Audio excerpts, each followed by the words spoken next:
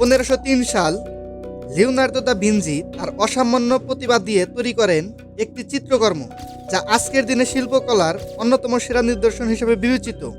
সেই বিখ্যাত ছবিটির নাম মোনালিসা, যার বর্তমান বাজার মূল্য প্রায় $1 বিলিয়ন, অর্থাৎ প্রায় 11,000 কোটি টাকারও বেশি। তবে কি এমন রহস্য আছে এই ছবিতে যা একে সারা বিশ্বের মনোযোগের কেন্দ্রবিন্দুতে নিয়ে এসেছে? আজকের ভিডিওতে আমরা উদ্ঘাটন করব মোনালিসার সব রহস্য। সম্পূর্ণ ভিডিও দেখলে মোনালিসা সম্পর্কে সব তথ্য জানতে পারবেন। লিওনার্দো দা ভিঞ্চি 1503 সালে মোনালিসা আঁকা শুরু করেছিলেন এবং এটি তার জীবনের শেষ দিন পর্যন্ত, অর্থাৎ 1519 সাল পর্যন্ত তার স্টুডিওতে ছিল। ধারণা করা হয় তিনি মাঝে মাঝে ছবিটির উপর কাজ করতেন। এই চিত্রকর্মটি একটি পপলার কাঠের প্যানেলে তেল রঙে আঁকা হয়েছে। মোনালিসার আসল নাম ছিল লিসা গেরার্দিনি। তিনি একজন ধনী ব্যবসায়ী ফ্রান্সেসকো দেল জিওকোন্দোর স্ত্রী ছিলেন। ইতালীয় ভাষায় মোনা শব্দটি ম্যাডাম বা লেডি বোঝায়, তাই মোনালিসার অর্থ দাঁড়ায় ম্যাডাম লিসা। মোনালিসার চিত্রকর্মটি বর্তমানে ফ্রান্সের প্যারিস শহরে লুভর মিউজিয়ামে সংরক্ষিত রয়েছে।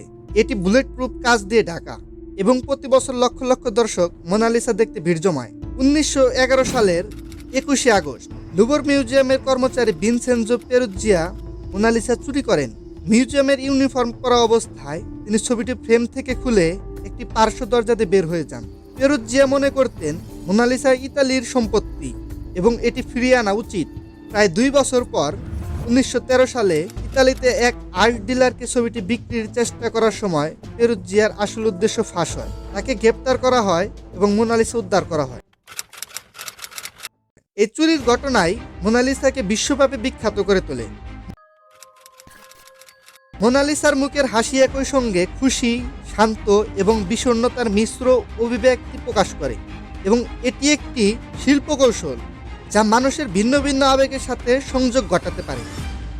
লিওনার্দো দা ভিঞ্চি তার চিত্রে স্ফুমাটো নামক এক বিশেষ পদ্ধতি ব্যবহার করেন।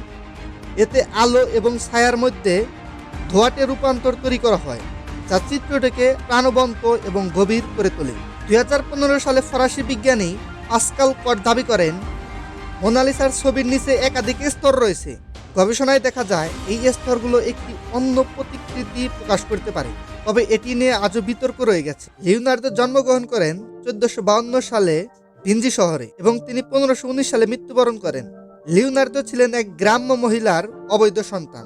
তার মা সম্ভবত মধ্যপ্রাচ্যের কোন দেশ থেকে আগত দাসী ছিলেন। তার পুরো নাম লিওনার্দো দি সের পিয়েরো দা ভিঞ্চি। তিনি মানুষের মুখের পেশি, হাড়ের গঠন এবং আলোর প্রতিফলন নিয়ে গভীর গবেষণা করেছিলেন। এই জ্ঞানই তাকে মোনালিসার মতো জীবন্ত চিত্র আঁকাতে সহায়তা করে।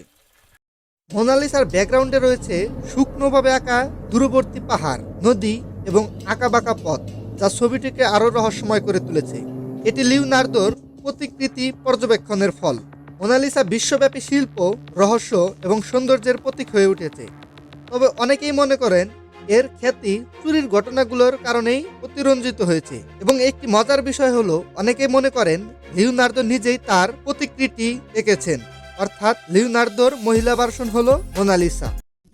আপনার কি মতামত? মোনালিসার খ্যাতি কি সত্যি প্রাপ্য নাকি এটি অতিরিক্ত প্রশংসা পেয়েছে? অবশ্যই কমেন্টে মন্তব্য জানাবেন।